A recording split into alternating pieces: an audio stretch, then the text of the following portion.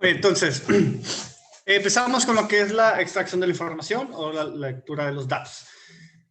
Nos dice, en el análisis de un compuesto orgánico se obtuvieron los siguientes resultados. 85.61% de carbono es igual, 85.61%. Luego, de hidrógeno, 14.39% en porcentajes en masa. Sabiendo que al disolver 0.28 gramos del compuesto, pues tenemos compuesto desconocido, que es nuestro soluto, que no sabemos cuál es, pero tenemos la masa del compuesto desconocido, que va a poner X. Compuesto desconocido, vamos a denominarlo X, para no estar poniendo compuesto desconocido muchas veces. Conocemos la masa del compuesto desconocido, que recuerden, lo vamos a denominar como X en 28 gramos. Y este se disuelve, entonces tenemos un solvente, que es el ciclohexano. Así que tenemos la masa del ciclohexano, que son, ¿cuánto es? 100 gramos. 100 gramos.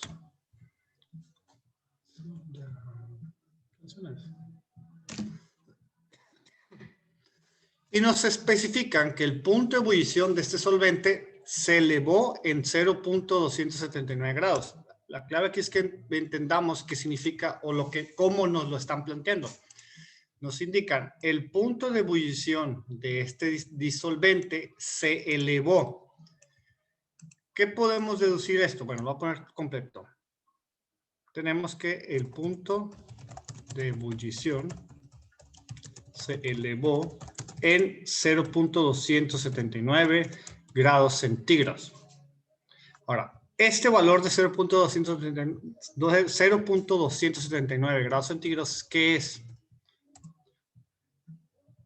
Es aquí donde en este ejercicio siempre hay, bueno, en ocasiones se presenta esta confusión. Este valor no es una temperatura de ebullición,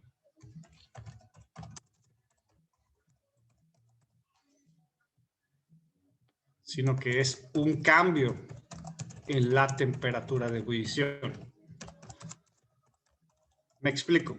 ¿Cómo nos lo está planteando? Nos están indicando que la adición de este soluto desconocido en esta cantidad de solvente generó un incremento de 0.279. ¿Por qué indico que es un incremento? Porque nos están especificando que se elevó. Entonces, ¿qué significa? Podemos entender de eso, que teníamos un punto ¿qué es? De ebullición, fulanito, y aumentó en 0.279 grados centígrados. ¿Qué significa esto? Que ya tenemos nosotros en este ejercicio el triangulito TEP, que es 0.279 grados centígrados. ¿Sí? Eso es lo que podemos deducir de esta información que nos están proporcionando.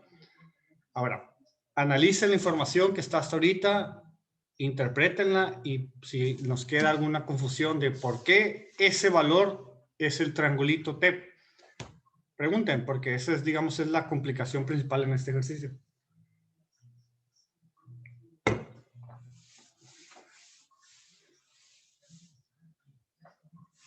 Entonces, ¿qué otro dato nos proporciona? O bueno, ya el texto del ejercicio no nos da más información, pero nosotros podemos sacar de la tabla la temperatura de ebullición del solvente puro y la constante ebullioscópica. Así que nos vamos a la tabla de constantes. A ver, lo tengo abierto. Sí. Perdón. La canción. Nos vamos a la tabla de constantes ebullioscópicas. Aquí está. Es esta de aquí, esta columna de aquí. Y buscamos el solvente. En este caso no es el agua. Hay que tener cuidado. No hay que irnos con la finta de que siempre es el agua. En este caso es el ciclohexano. Aquí está el ciclohexano. Esta es nuestra TEB bolita o temperatura de ebullición del solvente puro.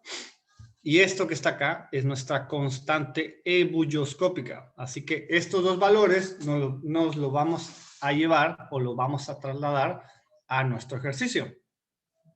Así que esos dos valores van para el ejercicio, para el archivo de Word o para su cuaderno en el caso de ustedes.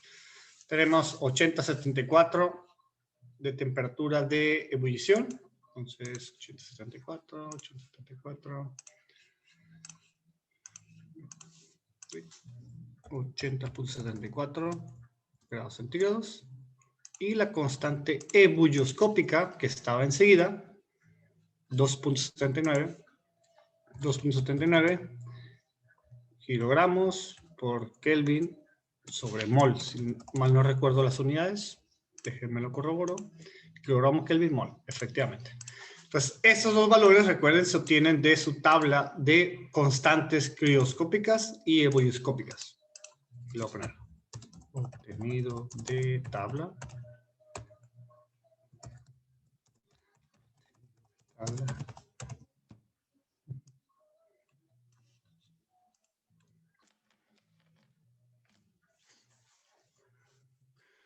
Bien, ¿hasta aquí alguna pregunta?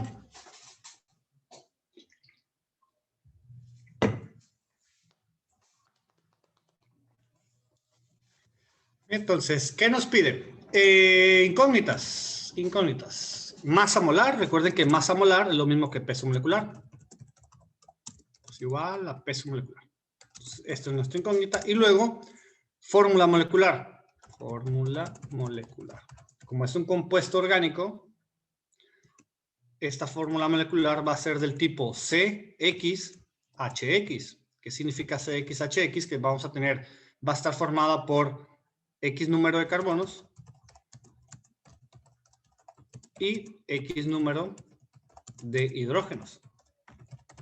¿Cómo sé eso? Porque aquí no lo dice. Es un compuesto orgánico. Recuerden que los compuestos orgánicos están formados por carbonos e hidrógenos.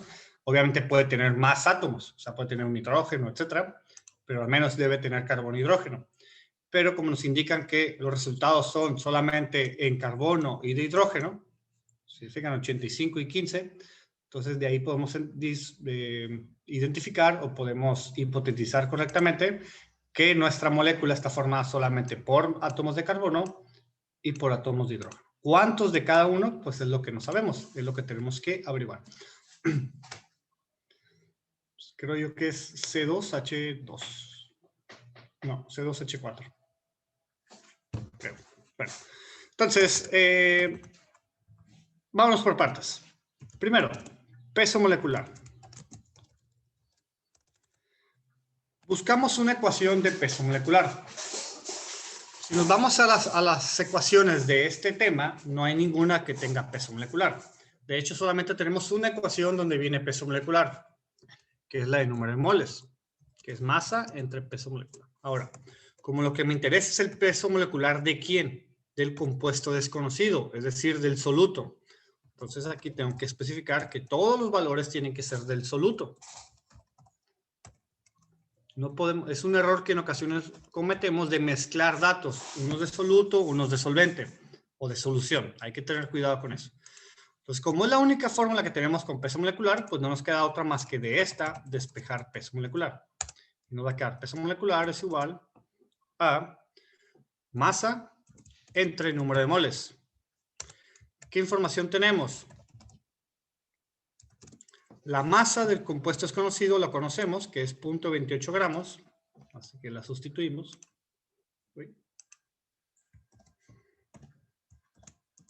Entre el número de moles, que no lo conocemos. Así que de esa forma llegaríamos a obtener, o vamos a obtener, lo que es el peso molecular. Pero como podemos ver, nos falta el número de moles del soluto. Entonces, analizamos nuestro formulario. Recuerden que, por ejemplo, en este ejercicio donde ya se van a mezclar un montón de fórmulas, es muy recomendable tener ya nuestro formulario bien establecido. ¿Y a qué me refiero con eso? Pues que tengamos todas las ecuaciones que hemos visto hasta este punto, incluyendo las de propiedades coligativas. Porque así ustedes, en este paso que a lo mejor tenemos no visualizamos a simple vista cuál es el paso a seguir, pues aquí cuando estamos perdidos, Pues nos vamos al formulario y buscamos qué ecuación tengo que tenga el número de moles del soluto. Pues obviamente la primera de número de moles es esta misma que tenemos aquí, la de número de moles más entre peso molecular. Pero no la podemos utilizar para sacar moles porque pues nos falta el peso molecular. Entonces esta ecuación, que es la básica para número de moles, pues no nos sirve en este caso. Busco, ¿qué otra ecuación tiene número de moles de soluto? Si mal no recuerdo, tenemos la de la molalidad, que es moles de soluto, entre masa del solvente. De aquí, pues, ¿qué nos queda? Despejar moles de soluto. Entonces nos queda moles de soluto, que recuerden que lo vamos a abreviar con N, es igual, bueno, voy a poner soluto para que no nos confundamos, soluto, es igual a molalidad, que multiplica a masa del solvente en kilogramos, que así es la molalidad, la G va minúscula. Moles de soluto. ¿Qué información tenemos? La molalidad no la tenemos. Y la masa de solvente sí la tenemos. ¿Cuánto es? 100 gramos. Pero recuerden que va en kilogramos, así que 0.1 kilogramos. Entonces, moles de soluto. Y ahí tenemos. Tenemos una incógnita otra vez. Bueno, tenemos otra incógnita que es la molalidad. Entonces aquí es, ¿qué ecuación tenemos donde venga molalidad? No podemos utilizar la ecuación de molalidad porque ya la estamos utilizando. Entonces ocupamos otra ecuación donde venga molalidad. ¿Y qué otra ecuación tenemos? Nos vamos a nuestro formulario y vamos a ver esta ecuación. Aquí viene la molalidad. ¿Y por qué utilizo esta ecuación? Porque estamos... ¿Qué otro dato tenemos? Tenemos la temperatura de ebullición. O tenemos datos de ebullición. Si tuviéramos datos de congelación, pues nos iríamos a la ecuación de congelación. Si tuviéramos datos de presión de vapor, nos iríamos a la fórmula de presión de vapor, que aún no la hemos visto, pero pues la vamos a ver más adelante, y así sucesivamente. Entonces, ¿por qué? Repito, ¿por qué me voy a estas ecuaciones? Porque es la ecuación que tiene molalidad, que es lo que estoy buscando, y tiene información que yo ya conozco, que es la constante de ebullición y el triangulito o el cambio en la temperatura de ebullición. Entonces, esta ecuación nos la traemos para el ejercicio. Entonces, aquí la incógnita es molalidad. Pongo la ecuación del triangulito, que recuerden que es cambio en la temperatura de ebullición. Y de aquí, ¿qué voy a hacer? ¿O qué vamos a hacer? Vamos a despejar molalidad, que es lo que me falta. Y nos queda molalidad es igual a triangulito. Bueno, realmente es cambio en la temperatura de ebullición, ¿no? Pero vamos a decirle triangulito. Entre la constante ebullioscópica. Molalidad es igual al cambio de la temperatura de ebullición. Y ese cambio de la temperatura de ebullición, pues es el valor que nosotros tenemos aquí.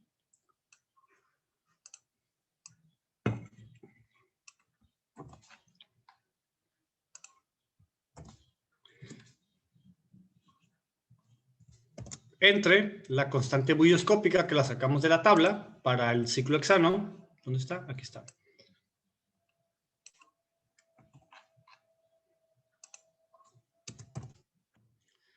Y de esa forma sacamos molalidad. Pero, hay un pero. ¿Cuál es el pero que tenemos aquí? Unidades. Aquí tenemos grados centígrados y en la unidad de la constante tenemos Kelvin. Entonces, si se fijan, esta unidad de temperatura se tiene que eliminar con esta unidad de temperatura. Y nos tiene que quedar la unidad de molalidad, que debe ser mol sobre Kelvin. No, perdón, sobre kilogramo. Que es molal, porque recuerden que molalidad es mol de soluto entre masa de solvente en kilogramos. Perdón, entonces la molalidad nos tiene que quedar en unidad de mol arriba y en unidad de masa, específicamente kilogramos abajo. ¿Cómo eliminamos la temperatura? Un error aquí en el que podemos caer es que este valor de temperatura lo queramos convertir directamente a Kelvin. ¿Me explico? Y decimos, bueno, temperatura en Kelvin es igual a temperatura en grados centígrados más 273.15, ¿no? Que es la conversión que siempre hemos utilizado. Entonces, ¿qué hacemos? Punto 299, perdón, más 273.15. Y eso nos da una temperatura en Kelvin. Pero esto es un error. ¿Por qué eso es un error? Porque el valor que tenemos del triangulito no es una temperatura, es un cambio en la temperatura. ¿Por qué es un cambio en la temperatura? Porque así nos lo está planteando. Dice, el punto de ebullición de este disolvente se elevó, es decir, cambió, aumentó, como con cualquier juego de palabras que quieran utilizar. Esto que se elevó nos indica que es un cambio. O una razón, creo que es razón de cambio la palabra correcta, no estoy seguro. Es un cambio. No me voy a meter en tecnicismos que la verdad no conozco completamente. Y... ¿dónde quedó? ¿Y qué es, cómo lo vamos a entender aquí? Para eso nos vamos a la tabla de conversiones. ¿Dónde está la tabla de conversiones? Aquí está. Tabla de conversiones.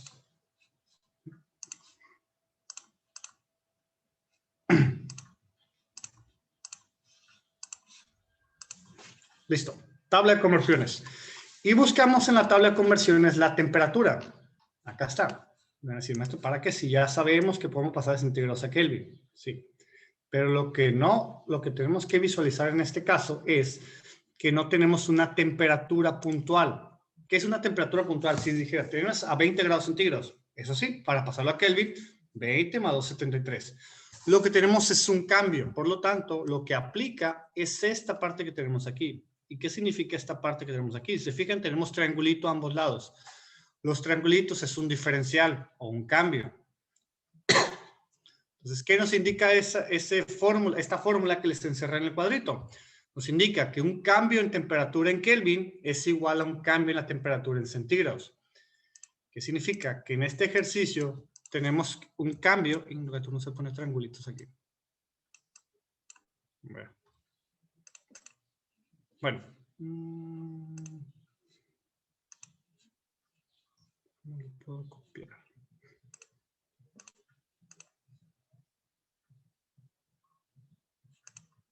Bueno, no sé cómo hacerlo ahí, así que lo voy a hacer en el Word. Bueno, aquí tenemos análisis de temperatura. En nuestro formulario tenemos la siguiente ecuación. Triangulito de temperatura en Kelvin es igual al triangulito en temperatura en grados centígrados. Con esta igualdad y partiendo del hecho de que el valor que tenemos, el punto 279, es un cambio, voy a hacer la siguiente igualación. 0.279 grados centígrados es igual a 0.279 Kelvin. Pero ojo, no es un error, porque esto, ahí los puse al revés. Kelvin va de este lado. Kelvin va de este lado y el centígrado va de este lado.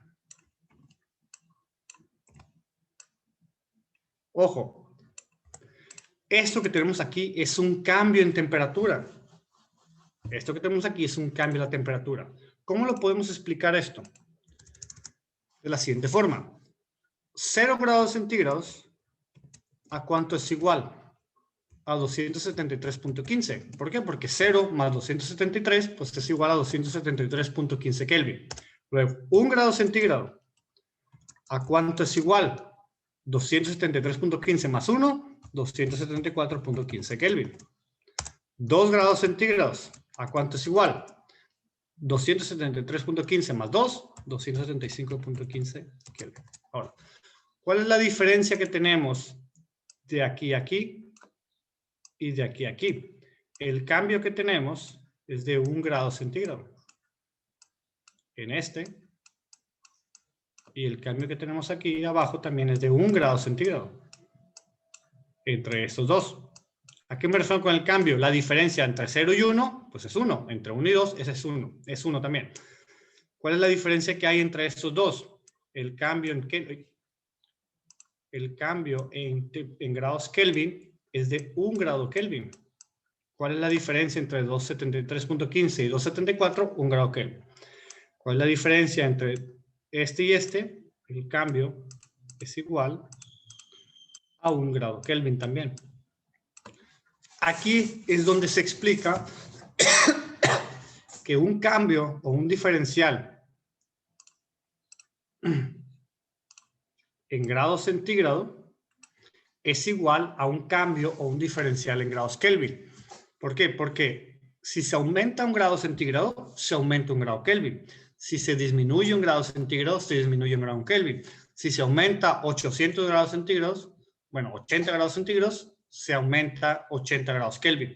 Entonces, el diferencial en grados centígrados, es decir, el triangulito en grados centígrados, es igual al triangulito en grados Kelvin. Si en este ejercicio se nos está proporcionando el valor del diferencial que se presentó en el cambio de la temperatura de ebullición, que es igual a 0.279 grados centígrados, este cambio en grados centígrados es igual a el cambio en grados Kelvin. Eso significa que este 0.279 grados centígrados es igual que 0.279 Kelvin. Ahora, ¿preguntas hasta aquí? Analícenlo, chéquenlo. Sí. Hay que comprender esto. Hay gente a la que no, bueno, a lo mejor no se les está dificultando. Si es así, pues simplemente hay que esperar y ya para avanzar. Si a alguien se le está atorando la carreta aquí, pues pregunte, no se quede con dudas.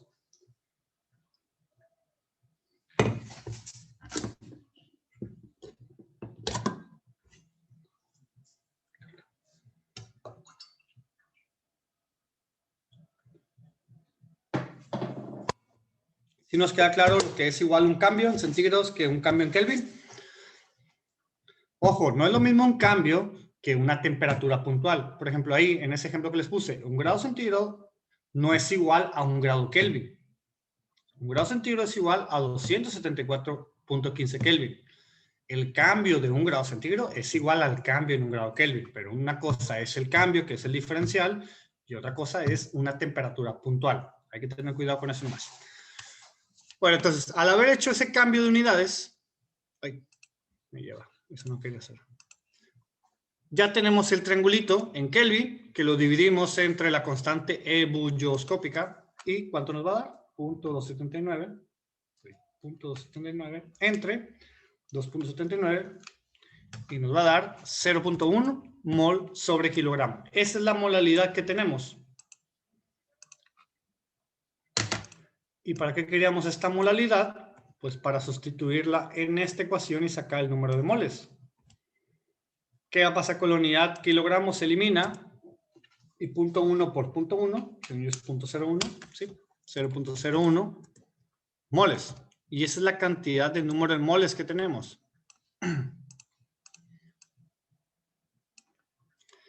¿Qué hacemos con esos moles? Pues los sustituimos en la ecuación del peso molecular despejada y dividimos 0.28 entre eso que tenemos ahí y nos va a dar 28 gramos sobre mol. Y este es el peso molecular de la sustancia desconocida que habíamos denominado como sustancia X. Y con eso resolvemos el inciso A, que nos pedían peso molecular. ¿Alguna pregunta hasta aquí, muchachos?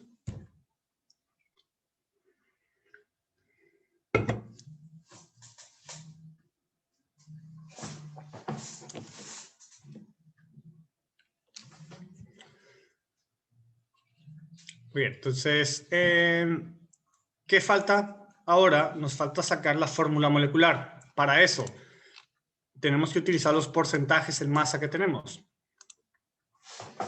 ¿Cuál es el 28%? No, perdón. ¿Cuál es el 85.61% de 28 gramos sobre mol? Entonces, contenido de carbono es igual al 85.61% del peso molecular total, que son 28 gramos sobre mol. Y el contenido de carbono es igual, 28 por 0.8561, a 23.9708. Es el contenido de carbono. ¿Cuántas moléculas de carbono nos dan eso? Pues serían 2 moles de carbono.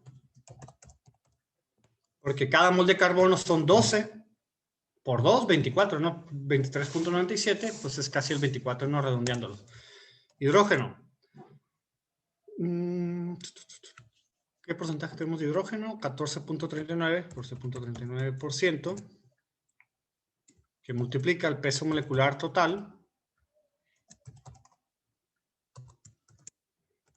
Entonces, ¿qué contenido de hidrógeno tenemos? 28 por...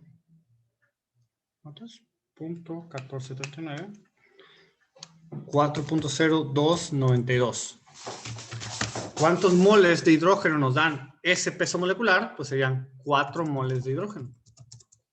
Porque cada mol de hidrógeno, un mol de hidrógeno, es igual a 1 gramo sobre mol. O sea, el peso molecular de un mol de hidrógeno, pues es 1 gramo. Bueno, 1 gramo mol. Creo que lo correcto es 1 gramo mol. Y de esa forma, armamos nuestra molécula, que sería 2 moles de carbono y 4 moles de hidrógeno. Entonces, esta es la molécula desconocida.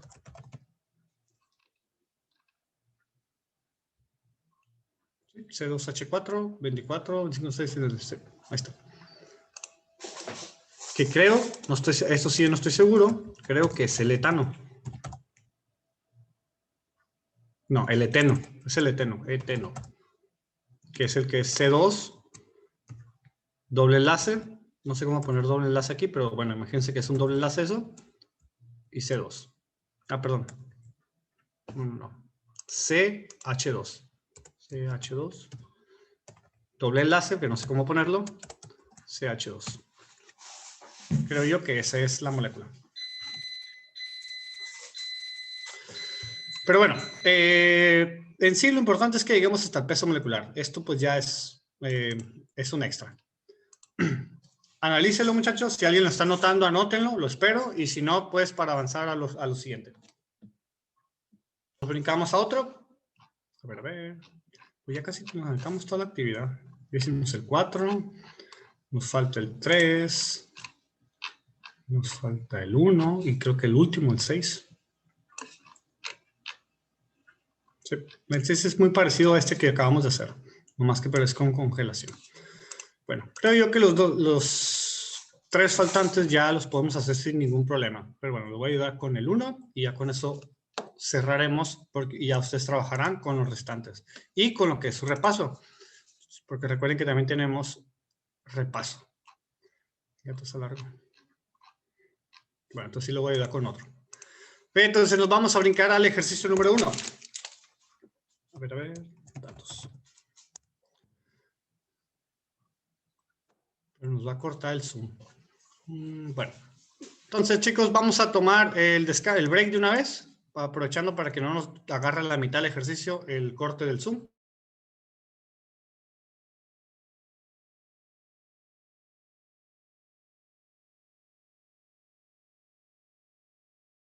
Trabajarán los 2 faltantes y el repaso que ya tienen en plataforma, que es la actividad número 7, que trabajarán ustedes el resto de la sesión del día de hoy y pues el resto de la semana para preparar su examen del próximo lunes. ¿Sí? Entonces nos desconectamos, tomamos el break de 10 minutos, a las 11:20 nos volvemos a conectar.